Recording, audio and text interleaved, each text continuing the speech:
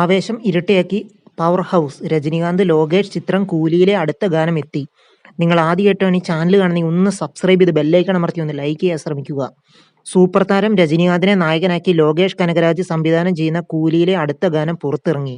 നേരത്തെ പൂജ ഹെഡ്ജിയും മലയാളി താരം Soubin ഷാഹിറും ഒന്നിച്ചെത്തിയ dance number Monica പുറത്തിറങ്ങി 10 ദിവസങ്ങൾക്കപ്പുറമാണ് പുതിയ ഗാനം എത്തിയത്. അനിരുദ്ധ് രവിചന്ദ്രൻ ഒരുക്കിയ പവർ ഹൗസ് എന്ന ഗാനത്തിന്റെ ലിറിക്കൽ വീഡിയോ ആണ് ഇപ്പോൾ പുറത്തിറങ്ങിയത്. ലോകേഷിന്റെ പതിവ് ചോരക്കളിയാകും കൂലിയിലും ഉണ്ടാകുക എന്ന സൂചന ഗാനം നൽകുന്നുണ്ട്. രജനികാന്തിന്റെ മാസ് അപ്പീലിനെ ഇരട്ടിയാക്കുന്ന തരത്തിലാണ് അനിരുദ്ധ് ഗാനം ഒരുക്കിയിരിക്കുന്നത്.